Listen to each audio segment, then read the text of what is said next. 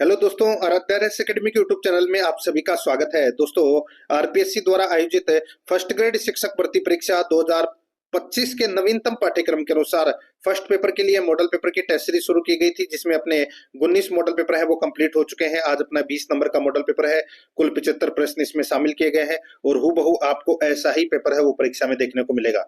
दोस्तों, अगर आपने पिछले 19 मॉडल पेपरों का अगर टेस्ट नहीं दिया है तो आप प्ले लिस्ट में जाइए, वहां पे आपको फोल्डर मिल जाएगा first grade first paper model paper 2025 के नाम से वहां फोल्डर बना हुआ है और उसका जो लिंक है वो आपको डिस्क्रिप्शन में दे दूंगा, तो आप वहां जाकर पिछले मॉडल पेपरों का टेस्ट है वो अवश्य दें।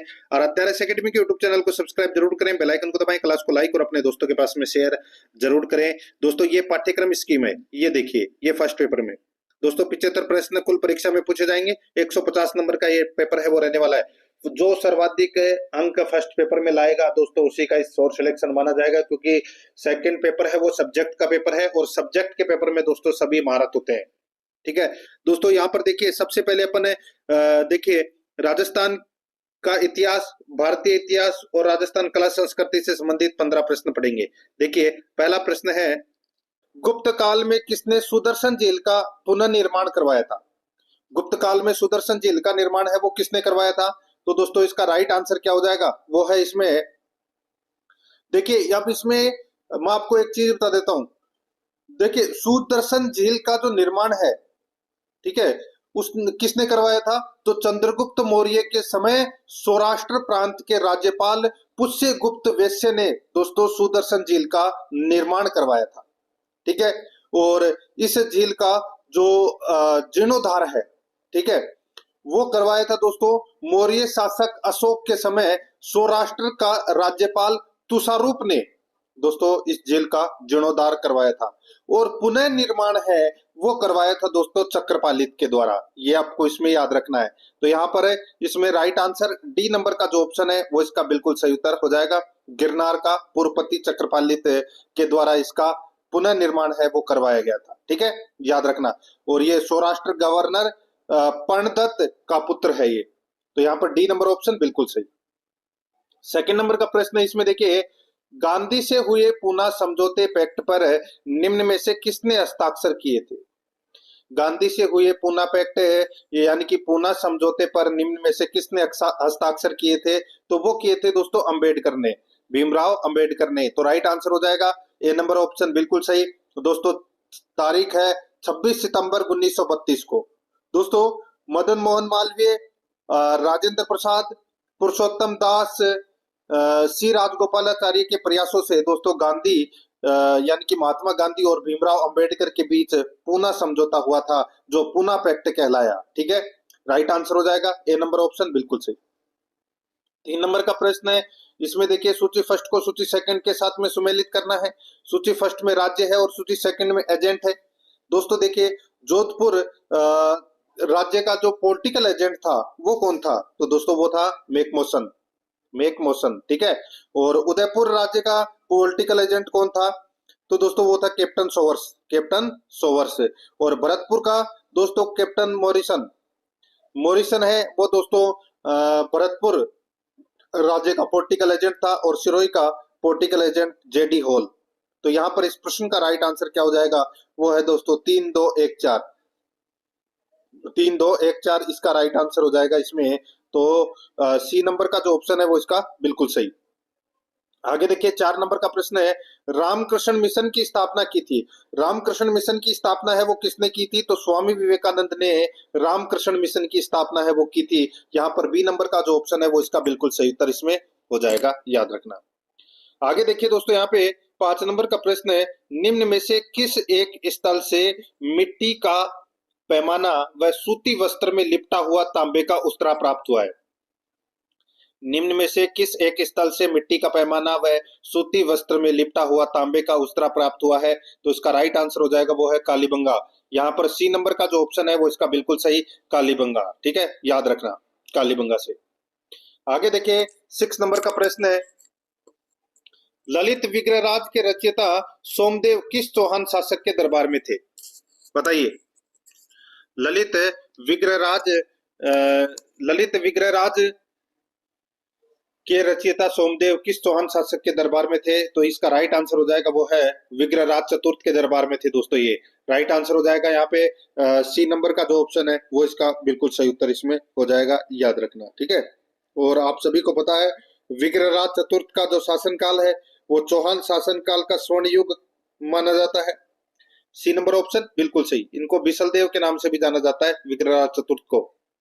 आगे देखिए, रणथंबोर के हमीरदेव ने अलाउद्दीन खिलजी के किन विद्रोहियों को शरण दी थी?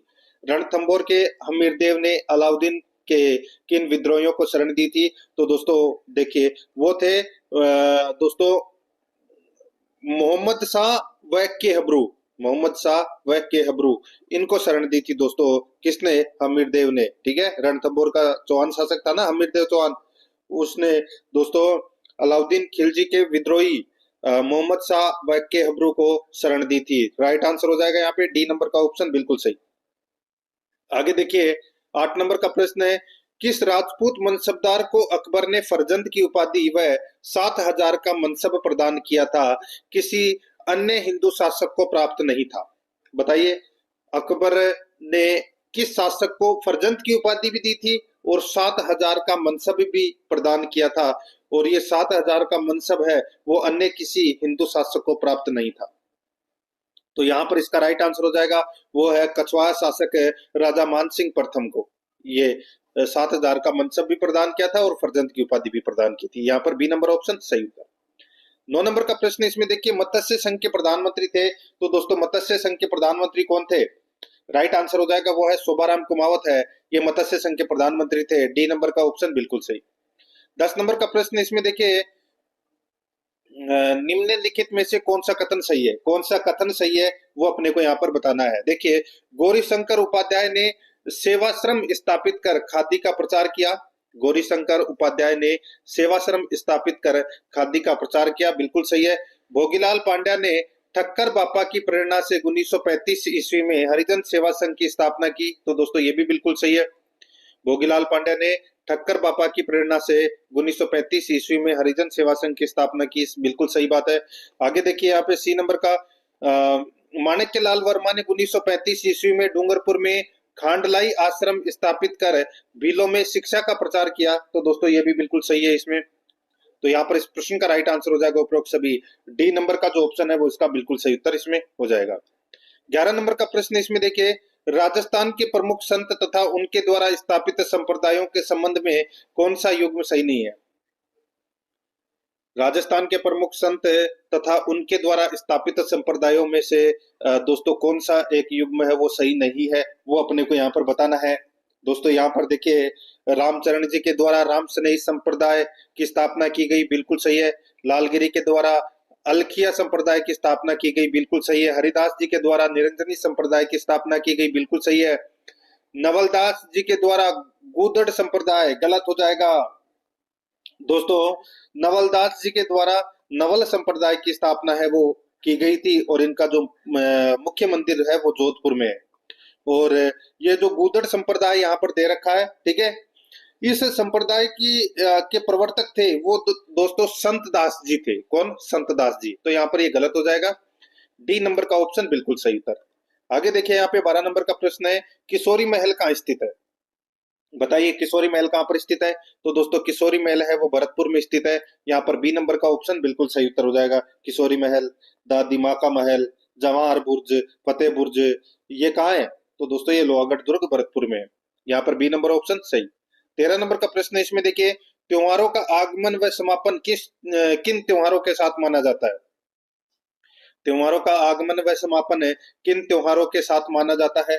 तो इसका राइट आंसर हो जाएगा वो है दोस्तों श्रावण तीज।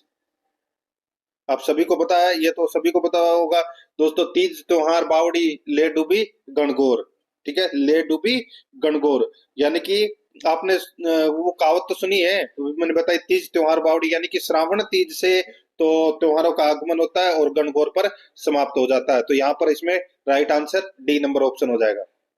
आगे देखिए, किसी के देहावसान पर शमशान ले जाते समय रास्ते में अर्थी पर पैसे फेंके जाते हैं उसे कहते हैं? किसी के देह अवसान पर शमशान ले जाते समय रास्ते में अर्थी पर पैसे फेंके जाते हैं, उसे कहते हैं, तो उसे क्या कहते हैं? तो दोस्तों उसे बखेर बोलते हैं। क्या बोलते हैं? बखेर। यहाँ पर बी नंबर का जो ऑप्शन है वो इसका बिल्कुल सही, बखेर बोलते हैं। 15 नंबर का प्रश्न इसमें देखिए, निमाड़ी एवं रागड़ी किस बोली की विशेषता है? निमाड़ी एवं रागड़ी किस बोली की विशेषता है? तो दोस्तों ये मालवी बोली की विशेषता है। यहाँ पर डी नंबर का ऑप्शन बिल्कुल सही, मालवी बोली की विशेषता है। अब अपन है वो 10 प्रश्न है वो दोस्तों करंट अफेयर से संबंधित पढ़ेंगे। देखिए, हरियाणा स्टीलर्स ने प्रो कबड्डी लीग के किस संस्करण में खिताब जीता है? बताइए दोस्तों, हरियाणा स्टीलर्स ने प्रो कबड्डी लीग के किस संस्करण का खिताब जीता है? तो इसका राइट आंसर हो जाएगा दोस्तों, ये जीता है इन्होंने, जो अभी खिताब जीता है, ठीक है। और ये किताब कौन से संस्करण का जीता है? तो दोस्तों ये 11वें संस्करण का, ठीक है। तो यहाँ पे जो प्रो कबड्डी लीग है वो 11वीं संस्करण है, उसको जीता है दोस्तों। यहाँ पर बे नंबर का ऑप्शन बिल्कुल सही उत्तर हो जाएगा, ठीक है। आगे देखिए दोस्तों, यहाँ पे देखिए, हेमंत मुदप्पा ने India national motorcycle drag racing championship में कौन सा रिकॉर्ड बनाया है? दोस्तों हेमंत मुदप्पा ने India national motorcycling drag racing championship में कौन सा रिकॉर्ड बनाया है? तो दोस्तों बताइए कौन सा रिकॉर्ड?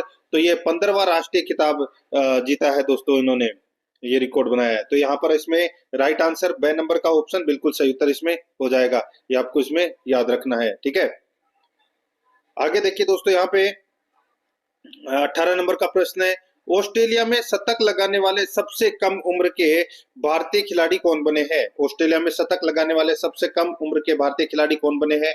तो इसका राइट आंसर हो जाएगा वो है इसमें दोस्तों नीतीश रेड्डी, ठीक है। यहाँ पर बे नंबर का जो ऑप्शन है वो इसका बिल्कुल सही उत्तर हो जाएगा, याद रखना, ठीक है। आगे देखिए, यहाँ पे 19 नंबर का प्रश्न है, दिसंबर 2024 में दूसरी बार महिलाओं की विश्व रैपिड और ब्लिट्ज शतरंज चैंपियनशिप किस भारतीय खिलाड़ी ने जीती? दिसंबर 2024 में दूसरी बार महिलाओं की विश्व रैपिड और ब्लिट्ज शतरंज चैंपियनशिप किस भारतीय खिलाड़ी ने जीती? तो इसका जो राइट आंसर हो जाएगा वो है दोस्तों इसमें कौन सा, बताइए। तो दोस्तों ये जीती है कोनेरू हम्पी, ठीक है। राइट आंसर हो जाएगा यहाँ पे ए नंबर का ऑप्शन बिल्कुल सही उत्तर हो जाएगा, कोनेरू हम्पी, ये भारतीय खिलाड़ी है, ठीक है। और ये भारत की ग्रैंड मास्टर है। आगे देखिए दोस्तों, यहाँ पे 20 नंबर का प्रश्न है, राजस्थान सरकार ने पिछली सरकार द्वारा बनाए गए कितने जिलों को रद्द कर दिया है? तो दोस्तों बताइए, राजस्थान सरकार ने पिछली सरकार यानी कि कांग्रेस सरकार द्वारा जो जिले बनाए गए थे 17 जिले, तो उनमें से कितने जिलों को रद्द कर दिया है? तो दोस्तों इसका राइट आंसर हो जाएगा 9 जिलों को। यहाँ पर बे नंबर का ऑप्शन बिल्कुल सही, 9 जिलों को। 21 नंबर का प्रश्न इसमें देखिए, भारत का पहला स्नातक माइनर कार्यक्रम किस क्षेत्र में शुरू किया गया है? बताइए दोस्तों, भारत का पहला माइनर कार्यक्रम किस क्षेत्र में शुरू किया गया है? तो दोस्तों इसका जो राइट आंसर हो जाएगा वो शुरू किया गया है दोस्तों, बताइए। तो ये क्वांटम टेक्नोलॉजीज में, तो यहाँ पर इसका राइट आंसर हो जाएगा बे नंबर का ऑप्शन बिल्कुल सही। आगे देखिए 22 नंबर का प्रश्न है, बाल्कन ब्लूज किस देश की पारंपरिक संगीत शैली है? बाल्कन ब्लूज किस देश की पारंपरिक संगीत शैली है? तो दोस्तों इसका जो राइट आंसर हो जाएगा वो है इसमें बोस्निया, ठीक है। इसका राइट आंसर हो जाएगा ए नंबर का ऑप्शन बिल्कुल सही, बोस्निया। आगे देखिए दोस्तों, यहाँ पे 23 नंबर का प्रश्न है, रूस ने काला सागर में संघीय आपातकाल क्यों घोषित किया? रूस ने काला सागर में संघीय आपातकाल क्यों घोषित किया? तो दोस्तों इसका जो राइट आंसर हो जाएगा, ये घोषित किया है दोस्तों तेल रिसाव के कारण। यहाँ पर बे नंबर का ऑप्शन बिल्कुल सही उत्तर हो जाएगा, तेल रिसाव के कारण। आगे देखिए 24 नंबर का प्रश्न है, संयुक्त सैन्य अभ्यास सूर्यकिरण का आयोजन किस देश में हो रहा है? भैया बताइए दोस्तों, संयुक्त सैन्य अभ्यास सूर्यकिरण का आयोजन है वो किस देश में हो रहा है? तो यहाँ पर इसका राइट आंसर हो जाएगा वो है नेपाल में। यहाँ पर बे नंबर का ऑप्शन बिल्कुल सही उत्तर हो जाएगा, नेपाल में। आगे देखिए, लोकसभा चुनाव 2024 में कितने महिलाओं ने चुनाव लड़ा? लोकसभा चुनाव 2024 में कितने महिलाओं ने चुनाव लड़ा? इसका राइट आंसर हो जाएगा 800 महिलाओं ने दोस्तों चुनाव लड़ा। तो यहाँ पर अपना इसमें राइट आंसर हो जाएगा 6 नंबर का ऑप्शन बिल्कुल सही। ठीक है, ये आपको इसमें याद रखना है। बहुत ही अच्छा प्रश्न है। लोकसभा चुनाव में दोस्तों कितनी महिलाओं ने चुनाव लड़ा? तो 800 महिलाओं ने दोस्तों चुनाव लड़ा, और सबसे ज्यादा महिलाएं हैं वो दोस्तों महाराष्ट्र के चुनाव में लड़ी थी। 111 महिलाएं महाराष्ट्र से, अकेले महाराष्ट्र से 111 महिलाएं हैं वो उम्मीदवार थी। ठीक है, ये आपको इसमें याद रखना है। अब दोस्तों अपन है वो 5 प्रश्न है वो दोस्तों करण देखिए हिंदी व्याकरण से संबंधित पढ़ेंगे। अपन ने 10 प्रश्न तो करंट अफेयर से संबंधित पढ़ लिए हैं। अब अपन 5 प्रश्न हिंदी व्याकरण से संबंधित। देखिए, उज्ज्वल का हिंदी में जो संधि विच्छेद है वो क्या होगा? बताइए, उज्ज्वल का सही संधि विच्छेद क्या है? बताइए दोस्तों। तो दोस्तों इसका राइट आंसर हो जाएगा उत प्लस ज्वल। दोस्तों उत प्लस ज्वल, तो यहाँ पर ए नंबर का ऑप्शन राइट आंसर हो जाएगा। इसमें व्यंजन संधि का प्रयोग हुआ है। ठीक है, आगे देखिए 27 नंबर का प्रश्न है, किस शब्द में उर्दू का उपसर्ग नहीं है? बताइए कौन से शब्द में उर्दू का उपसर्ग नहीं है? तो यहाँ पर इसका राइट आंसर हो जाएगा वो है दोस्तों, देखिए बद है, इसमें ला है, ठीक है, और इसमें हर। बद, ला और हर ये दोस्तों उर्दू के उपसर्ग हैं। लेकिन यहाँ पे अव है ये दोस्तों, मैं आपको बताऊं, ये अव है, ये उर्दू भाषा का उपसर्ग है, वो नहीं है दोस्तों। ठीक है, ये आपको इसमें याद रखना है। यहाँ पर इसका राइट आंसर हो जाएगा सी नंबर का ऑप्शन बिल्कुल सही उत्तर इसमें हो जाएगा। ये आपको इसमें याद रखना है। ठीक है, आगे देखिए दोस्तों यहाँ पे 28 नंबर का प्रश्न है, विस्तीर्ण का सही विलोम शब्द क्या होगा? विस्तीर्ण का सही विलोम शब्द हो जाएगा दोस्तों संकीर्ण। ठीक है, यहाँ पर बी नंबर ऑप्शन बिल्कुल सही, संकीर्ण। नेक्स्ट 29 नंबर का प्रश्न है, निम्न में से किस क्रमांक में कृतज्ञ और कृतघ्न शब्द युग्म का सही अर्थ भेद है? किस क्रमांक में कृतज्ञ और कृतघ्न शब्द युग्म का सही अर्थ भेद है? तो इसका राइट आंसर हो जाएगा वो है दोस्तों, देखिए यहाँ पे कृतज्ञ का मतलब होता है उपकार मानने वाला। ठीक है, कृतज्ञ का मतलब होता है उपकार मानने वाला, और कृतघ्न का मतलब होता है उपकार न मानने वाला। ठीक है, तो यहाँ पर डी नंबर का जो ऑप्शन है वो इसका बिल्कुल सही उत्तर हो जाएगा। 30 नंबर का प्रश्न है, इसमें देखिए निम्नलिखित में से किस विकल्प में हिंदी समानार्थक नहीं है? निम्नलिखित में से किस विकल्प में हिंदी समानार्थक नहीं है वो अपने को यहाँ पर बताना है। दोस्तों यहाँ पर देखिए गजट का मतलब होता है गजट। ठीक है, यहाँ पे देखिए सप्लीमेंट्री का मतलब होता है पूरक, और एकेडमिक का मतलब होता है शैक्षणिक, और प्रोविडेंट फंड वेतन निधि नहीं, प्रोविडेंट फंड का मतलब होता है भविष्य निधि। वेतन निधि इसमें गलत दे रखा है, तो यहाँ पर इसका right answer D number option हो जाएगा। अब अपन दोस्तों 5 प्रश्न है वो इंग्लिश ग्रामर से संबंधित पढ़ रहे हैं। देखिए, choose the correct tense. Correct tense है वो अपने को यहाँ पर बताना है। ठीक है, यहाँ पर देखिए I am sorry I anything about your problems. I am sorry I anything about your problems, Khalistan क्या आएगा? तो दोस्तों यहाँ पर आएगा इसमें डिडंट नाउ। क्या आएगा? Didn't now. I didn't now anything about your problems, तो यहाँ पर ए नंबर का ऑप्शन बिल्कुल सही उत्तर इसमें हो जाएगा। ठीक है, आगे देखिए दोस्तों यहाँ पे 32 नंबर का प्रश्न है, fill in the blanks with suitable determiners. दोस्तों अपने को खालिस्तान भरना है। यहाँ पे देखिए 9th chapter of the book is very interesting. 9th chapter of the book is very interesting, तो यहाँ पे 9th के आगे क्या लगेगा? तो दोस्तों इसमें देखिए इसमें ऑर्डिनल नंबर दे रखा है, तो ऑर्डिनल नंबर के पहले दोस्तों क्या आएगा? तो द का प्रयोग होगा। तो यहाँ पर इसमें राइट आंसर क्या हो जाएगा? The 9th chapter of the book is very interesting, तो यहाँ पर द का प्रयोग होगा। बी नंबर का ऑप्शन बिल्कुल सही। 33 नंबर का प्रश्न इसमें देखिए the word bliss has a meaning similar to. The word bliss has a meaning similar to, तो यहाँ पर इसका जो राइट आंसर हो जाएगा वो हो जाएगा दोस्तों हैप्पीनेस। यहाँ पर ए नंबर का जो ऑप्शन है वो इसका बिल्कुल सही उत्तर हो जाएगा हैप्पीनेस। ठीक है, और ब्लिस का मतलब क्या होता है?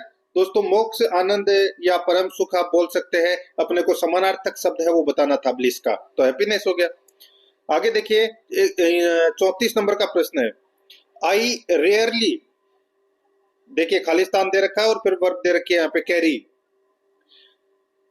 An umbrella. I rarely carry an umbrella but I carry one now because it rain. तो यहाँ पर खालिस्तान में क्या आएगा वो अपने को बताना है। तो दोस्तों इसमें देखिए प्रयोग होगा आई rarely carry an umbrella but I am carrying, but I am carrying one now because it is raining. तो यहाँ पर अपना इसमें सी नंबर वाला जो ऑप्शन है वो इसका राइट आंसर हो जाएगा इसमें, ये आपको इसमें याद रखना है, ठीक है। आगे देखिए 35 नंबर का प्रश्न है, fill in the blank with the correct option. तो यहाँ पे खालिस्तान भरना है। इसमें देखिए persons were killed in the accident, persons were killed in the accident. तो यहाँ पर इसका जो राइट आंसर हो जाएगा वो है इसमें सम पर्सन आएगा, इसमें सम पर्सन, यानी कि बी नंबर का जो ऑप्शन है वो इसका बिल्कुल सही उत्तर हो जाएगा, सम पर्सन। अब दोस्तों यहाँ पे अपन है वो जनरल साइंस से संबंधित प्रश्न है वो पढ़ेंगे।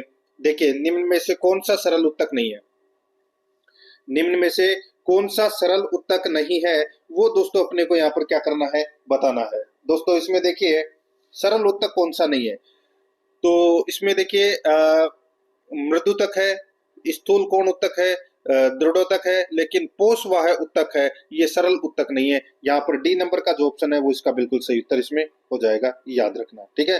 देखिए स्थायी उत्तक को दो भागों में विभाजित किया गया है, एक सरल उत्तक और एक जटिल उत्तक, ठीक है।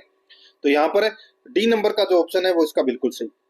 आगे देखिए मादा लिंग हार्मोन्स को कहते हैं, मादा लिंग हार्मोन्स को क्या कहते हैं, तो दोस्तों उसको कहते हैं एस्ट्रोजन। तो यहाँ पर बी नंबर का ऑप्शन बिल्कुल सही, एस्ट्रोजन कहते हैं। 38 नंबर का प्रश्न इसमें देखिए योग्यतम की उत्तरजीविता अवधारणा का सर्वप्रथम समर्थन किया, योग्यतम की उत्तरजीविता अवधारणा का सर्वप्रथम समर्थन किया, तो दोस्तों ये किसने किया, तो दोस्तों ये किया था डार्विन ने। यहाँ पर बी नंबर का जो ऑप्शन है वो इसका बिल्कुल सही उत्तर हो जाएगा, डार्विन ने। नेक्स्ट 39 नंबर का प्रश्न इसमें देखिए जैव विविधता समृद्ध क्षेत्र है, जैव विविधता समृद्ध क्षेत्र है तो वो कौन सा है, तो वो है उष्णकटिबंधीय क्षेत्र है, ये जैव विविधता समृद्ध क्षेत्र है, डी नंबर ऑप्शन बिल्कुल सही। 40 नंबर का प्रश्न इसमें देखिए ओजोन परत के नष्ट होने का मुख्य कारण है, ओजोन ओजोन परत के नष्ट होने का जो मुख्य कारण है वो कौन सा है, तो दोस्तों वो है इसमें CFC यानी कि क्लोरोफ्लोरोकार्बन। तो यहाँ पर अपना इसमें राइट आंसर क्या हो जाएगा, सी नंबर का ऑप्शन बिल्कुल सही, क्लोरोफ्लोरोकार्बन। आगे देखिए दोस्तों यहाँ पे अब अपन 5 प्रश्न है वो दोस्तों पॉलिटिकल साइंस से संबंधित यहाँ पे पढ़ने जा रहे हैं। देखिए निम्न में से कौन सा कथन संविधान निर्माण के लिए गठित समितियों के संबंध में सही नहीं है, बताइए निम्न में से कौन सा कथन संविधान निर्माण के लिए गठित समितियों के संबंध में सही नहीं है। तो यहाँ पर आप देख सकते हैं, देखिए संघ शक्ति समिति जवाहरलाल नेहरू, बिल्कुल सही बात है।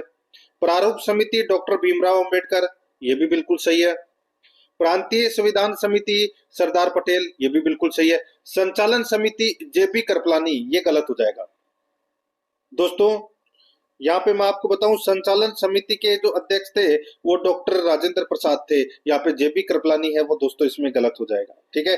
JP कृपलानी है ये दोस्तों मौलिक अधिकार उप समिति के ये अध्यक्ष है वो थे। तो यहाँ पर अपना इसमें राइट आंसर क्या हो जाएगा, डी नंबर का जो ऑप्शन है वो इसका बिल्कुल सही। आगे देखिए 42 नंबर का प्रश्न है एक राज्य में राष्ट्रपति शासन की अधिकतम अवधि हो सकती है, एक राज्य में राष्ट्रपति शासन की अधिकतम अवधि है वो दोस्तों 3 साल हो सकती है। यहाँ पर डी नंबर का ऑप्शन बिल्कुल सही उत्तर हो जाएगा, अधिकतम 3 साल हो सकती है, ठीक है। आगे देखिए 43 नंबर का प्रश्न है निम्न में से कौन मंत्री परिषद का हिस्सा नहीं है, मंत्री परिषद का हिस्सा कौन नहीं है, तो दोस्तों देखिए कैबिनेट मंत्री है, उप मंत्री है, राज्य मंत्री है, लेकिन संसदीय सचिव है, ये मंत्री परिषद का हिस्सा नहीं होता।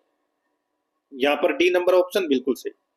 44 नंबर प्रश्न है सबसे अधिक अविश्वास प्रस्तावों का सामना किस प्रधानमंत्री ने किया, तो दोस्तों कौन से प्रधानमंत्री ने किया, तो ये किया दोस्तों इंदिरा गांधी ने। यहाँ पर बी नंबर का ऑप्शन बिल्कुल सही, इंदिरा गांधी ने।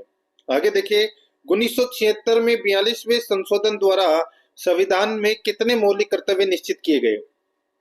1976 में 42वें संशोधन द्वारा संविधान में कितने मौलिक कर्तव्य निश्चित किए गए?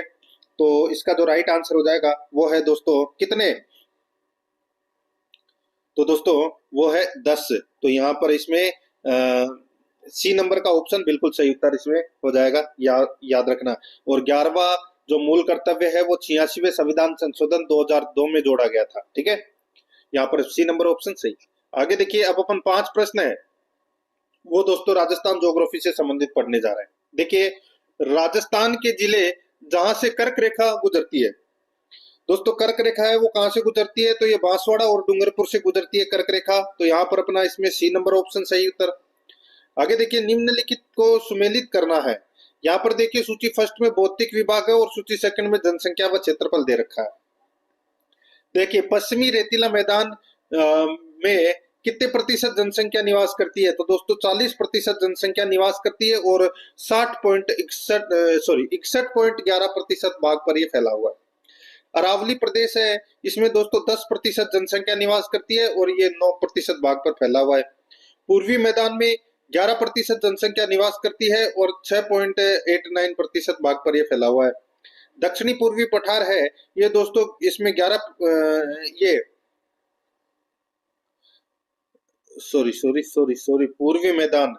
पूर्वी मैदान है वो दोस्तों इसमें 39% भाग पर फैला हुआ है और इसमें दोस्तों 23% जनसंख्या है वो निवास करती है। और दक्षिणी पूर्वी पठार भाग है, ये दोस्तों 11% भाग पर फैला हुआ है और इसमें 11% जनसंख्या है और ये 6.89% पर ये फैला हुआ है। ठीक है, तो यहाँ पर अपना इसमें 1 2 4 3 इसका सही उत्तर हो जाएगा। 1 2 4 3 इसमें बिल्कुल सही। ठीक है, 1 2 4 3। तो यहाँ पर अपना इसमें बी नंबर का जो ऑप्शन है वो इसका बिल्कुल सही उत्तर हो जाएगा।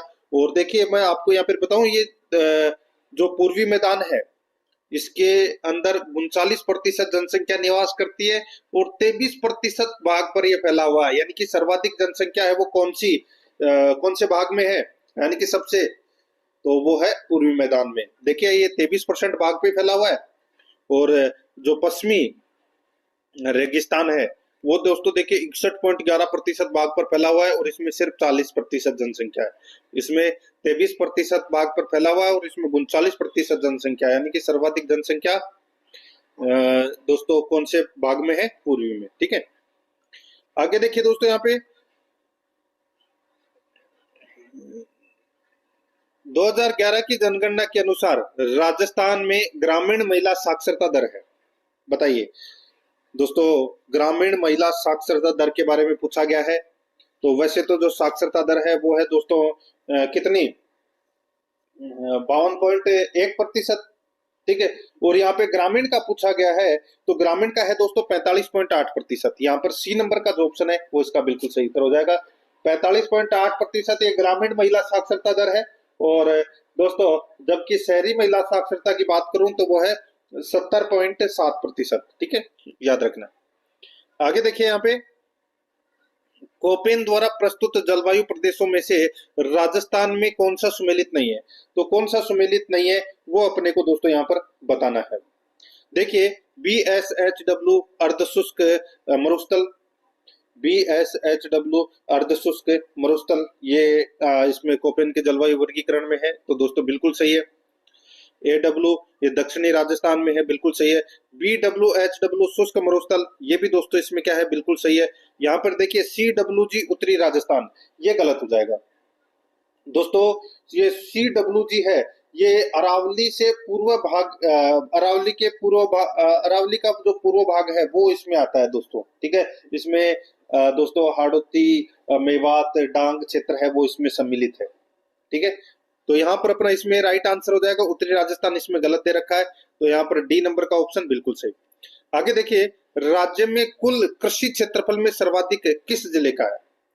कुल कृषि क्षेत्रफल में सर्वाधिक किस जिले का है? तो यहाँ पर इसका राइट आंसर हो जाएगा वो है इसमें बाड़मेर का। ए नंबर का ऑप्शन बिल्कुल सही। अब दोस्तों यहाँ पर देखिए अपन जो 15 प्रश्न है वो स्कूल मैनेजमेंट से संबंधित पढ़ेंगे। दोस्तों आराध्यारस एकेडमी के यूट्यूब चैनल को अगर आपने अभी तक सब्सक्राइब नहीं किया तो सब्सक्राइब जरूर करें। आप प्ले लिस्ट में जाओगे तो वहां पर आपको एक फोल्डर मिलेगा first grade first paper model paper के नाम से, और उसका जो लिंक है वो मैं आपको डिस्क्रिप्शन में भी दे दूंगा, तो आप वहां जाकर भी ये क्लासें हैं वो जरूर देखें। और क्लास को लाइक नहीं किया तो एक बार सभी के सभी मित्र हैं वो मॉडल पेपर को लाइक जरूर करें। रोजाना आपको मॉडल पेपर का टेस्ट देना है, रोजाना आपको मॉडल पेपर देखने को मिलेगा और शांति से आपको देखना है, ठीक है। देखिए 51 नंबर का प्रश्न है, संविधान के कौन से संशोधन के तहत संसद द्वारा शिक्षा का अधिकार को व्यक्ति के मूल अधिकार के रूप में समाहित किया गया है? संविधान के कौन से संशोधन के तहत संसद द्वारा शिक्षा का अधिकार को व्यक्ति के मूल अधिकार के रूप में समाहित किया गया है? तो दोस्तों इसका राइट आंसर हो जाएगा वो है 86वां संविधान संशोधन अधिनियम 2002 के माध्यम से। तो यहाँ पर ए नंबर ऑप्शन सही उत्तर। आगे देखिए, भारत में शैक्षिक प्रशासन कितने स्तरीय है? भारत में शैक्षिक प्रशासन कितने स्तरीय है? तो दोस्तों ये 3 स्तरीय है, ठीक है। एक है दोस्तों केंद्रीय स्तर, एक राज्य स्तर और एक स्थानीय स्तर। तो यहाँ पर सी नंबर ऑप्शन सही। आगे देखिए, राजस्थान प्रारंभिक शिक्षा के अधीन कौन सी राजकीय संस्था नहीं है? तो कौन सी राजकीय संस्था नहीं है? तो वो है दोस्तों राजस्थान पाठ्य पुस्तक मंडल जयपुर। यहाँ पर डी नंबर का ऑप्शन बिल्कुल सही उत्तर हो जाएगा। आगे देखिए, सीरेट के बारे में कौन सा कथन असत्य है? सीरेट के बारे में कौन सा कथन असत्य है वो बताना है। यहाँ पर देखिए इसका नया नाम RSCERT है वो कर दिया गया है, और सीरेट की स्थापना 11 नवंबर 1978 को हुई, बिल्कुल सही बात है। सीरेट की स्थापना मेहरोत्रा समिति की सिफारिश पर उदयपुर में की गई, बिल्कुल सही है। सीरेट में कुल 8 विभाग नहीं है, सीरेट में कुल 9 विभाग है। तो यहाँ पर अपना इसमें राइट आंसर क्या हो जाएगा? डी नंबर ऑप्शन बिल्कुल सही उत्तर इसमें हो जाएगा, क्योंकि ये कथन है वो असत्य है। आगे देखिए, राजस्थान माध्यमिक शिक्षा बोर्ड का गठन कब किया गया? राजस्थान माध्यमिक शिक्षा बोर्ड का गठन है वो कब किया गया? तो दोस्तों ये किया गया कब? तो ये 4 दिसंबर 1957 को, 4 दिसंबर 1957 को। यहाँ पर राइट आंसर क्या हो जाएगा? बी नंबर का ऑप्शन बिल्कुल सही उत्तर हो जाएगा, ठीक है। आगे देखिए, RSTB यानी कि राजस्थान राज्य पाठ्य पुस्तक मंडल किस सिद्धांत पर कार्य करता है? तो दोस्तों ये कौन से सिद्धांत पर? तो ये न लाभ न हानि के सिद्धांत पर काम करता है। तो यहाँ पर सी नंबर ऑप्शन सही उत्तर। आगे देखिए, राजस्थान के कौन से जिलों में शैक्षणिक दृष्टि से पिछड़े ब्लॉक्स नहीं है?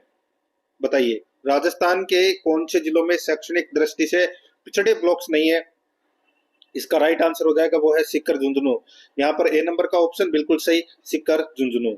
आगे देखिए, सीरट का पुनर्गठन करके कब राजस्थान राज्य शैक्षिक अनुसंधान एवं प्रशिक्षण परिषद की स्थापना की गई? तो इसका राइट आंसर हो जाएगा वो है दोस्तों 11 अगस्त 2018, सॉरी यानी कि RSCERT की स्थापना है वो कब की गई?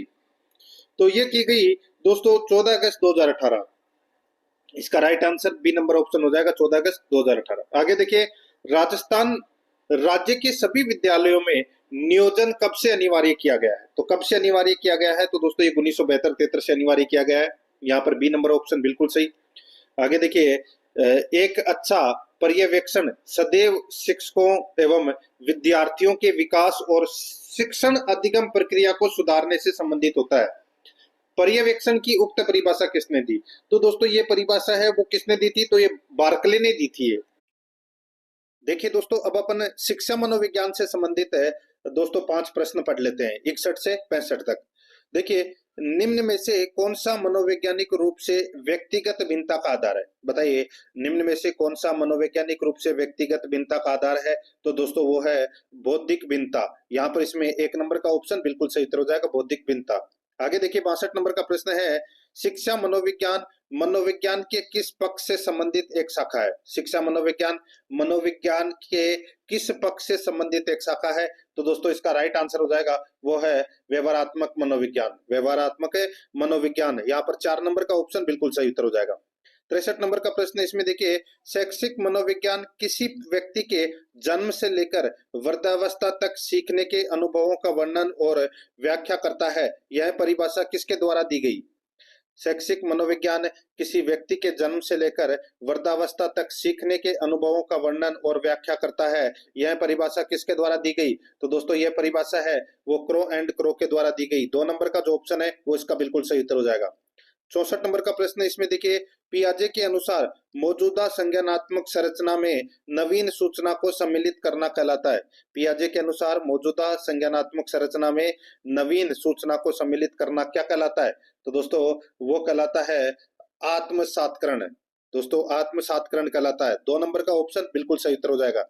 अब देखिए यहाँ पे 65 नंबर का प्रश्न है, विकास अनुदैर्ध्य दिशा यानी कि सिर से पैर की ओर का अनुसरण करता है। विकास का यह सिद्धांत क्या कहलाता है? दोस्तों विकास का यह सिद्धांत क्या कहलाता है?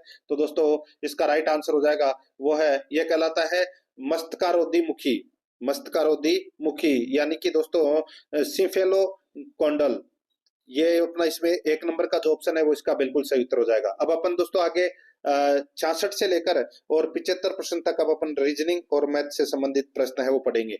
देखिए 66 नंबर का प्रश्न है, ए बी की बहन है। ए है वो, देखिए ए है वो बी की क्या है?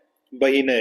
ठीक है, तो ये दोस्तों माइनस कर लिख देता हूं मैं यहाँ पे। ठीक है, ये बहन है, ए बी की बहन है, किंतु बी ए की बहन नहीं है, यानी कि ये तो भाई हो गया, बी है वो भाई हो गया।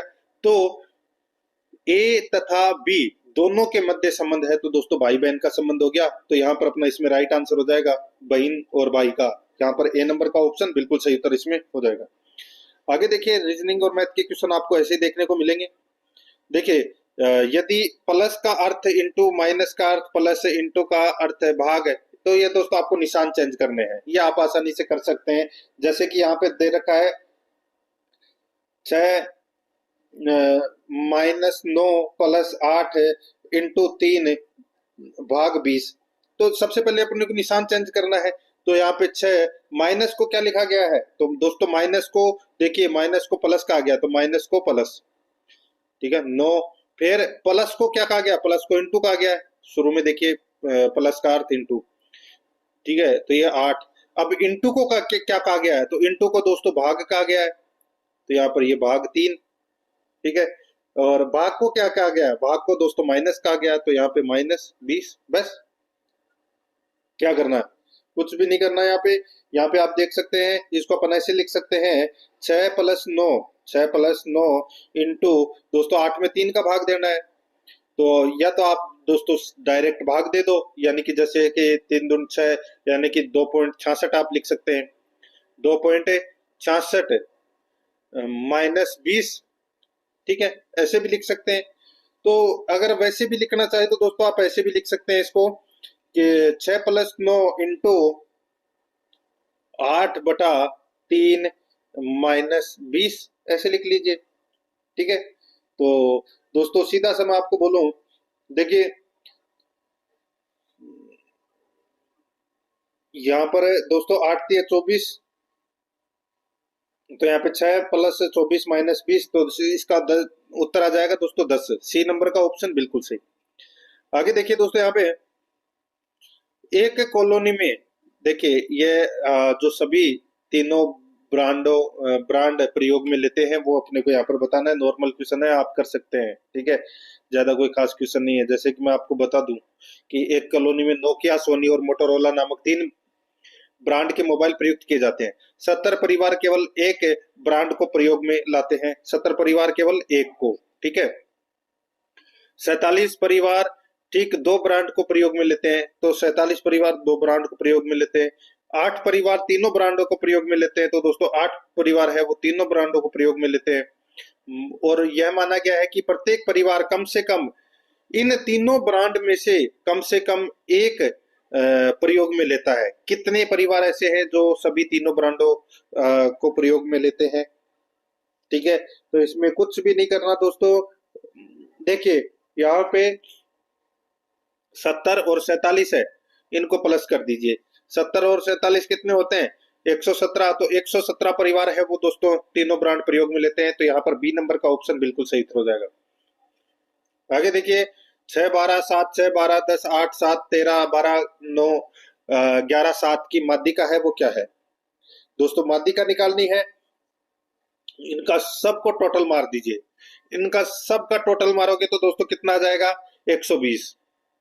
ठीक है, संख्या कितनी है, एन, संख्या कितनी है, फ्रैक्शनों की संख्या कितनी है, तो दोस्तों देखिए 1 2 3 4 5 6 7 8 9 10 11 12 13, तो 13 है, तो 120 में 13 का भाग दे दीजिए, कितना आएगा, तो 9.23। यही अपना सही उत्तर हो जाएगा, सी नंबर ऑप्शन बिल्कुल सही। आगे देखिए, एक प्रकाशक द्वारा एक पुस्तक के प्रकाशन में विभिन्न मदों पर किए गए खर्च का ब्यौरा नीचे दिए गए वर्त चित्र में प्रदर्शित किया गया है। इस चित्र का भली भांति अध्ययन करके नीचे दिए गए प्रश्न का उत्तर अपने को देना है। देखिए, छपाई 35%, जिल्द 12%, विज्ञापन 18%, रॉयल्टी 15%, विविध 4% और कागज 16% है। यहाँ पर देखिए, यदि 5500 प्रतियां छापी गई हो, विविध खर्च है वो 18,480 रुपए हो तथा प्रकाशक का लाभ 25% हो, तो प्रत्येक प्रति का अंकित मूल्य है वो क्या होगा। तो प्रत्येक प्रति का अंकित मूल्य है वो दोस्तों अपने को यहाँ पर बताना है। आसानी से निकाल सकते हैं आप। उत्तर बता देता हूं दोस्तों, 105 रुपए आएगा इसमें। ठीक है, देखिए 71, 72, 73 और 74, ये प्रश्न दोस्तों आपको खुद को करने हैं, ये आप आसानी से कर सकते हैं, और इनकी जो प्रश्नावली है वो मैं दोस्तों आपको अलग से करवा दूंगा। ठीक है, जैसे कि 75 नंबर का प्रश्न है, इसमें देखिए एक लंबवर्तीय शंकु के आधार का व्यास 4 सेमी तथा उसकी ऊंचाई 2√3 सेमी है, तो शंकु की तिर्यक ऊंचाई क्या होगी। दोस्तों, लंबवर्तीय शंकु की त्रिज्या है वो यहाँ पर दे रखी है, तो व्यास दे रखा है तो आधी हो जाएगी, यानी कि 2 सेमी है वो क्या हो जाएगी, त्रिज्या हो जाएगी। और लंबवर्तीय शंकु की ऊंचाई दे रखी है 2√3 सेमी, तो यहाँ पे शंकु की जो तिर्यक ऊंचाई है वो अपन को ज्ञात करनी है। तो दोस्तों कैसे ज्ञात करेंगे, तो यहाँ पे देखिए रूट है दोस्तों आर स्क्वायर, तो यहाँ पे आर कितनी है 2, तो यहाँ पे 2 का स्क्वायर प्लस, और दोस्तों ऊंचाई का स्क्वायर, तो यहाँ पर 2√3 का स्क्वायर। ठीक है, बस। तो यहाँ पर दोस्तों कितना हो जाएगा, रूट 4 प्लस 3 दूनी 6, 6 दूनी 12। ठीक है, तो 4 प्लस 12, तो दोस्तों कितना हो जाएगा, 4 और 12 कितने होते हैं, 16, और 16 किसका रूट है, 4 का। तो यहाँ पर इस क्वेश्चन का राइट आंसर क्या हो जाएगा, बी नंबर ऑप्शन बिल्कुल सही। तो दोस्तों प्रश्न आपको कैसे लगे, कुछ चेंजेस वगैरह करना है तो आप कमेंट में जरूर बताएं, और आराध्या एकेडमी के यूट्यूब चैनल को सब्सक्राइब नहीं किया तो सब्सक्राइब जरूर करें, बेल आइकन को दबाएं, क्लास को लाइक और अपने दोस्तों के पास में शेयर जरूर करें। मिलते हैं दोस्तों नेक्स्ट क्लास में। जय हिंद, जय भारत।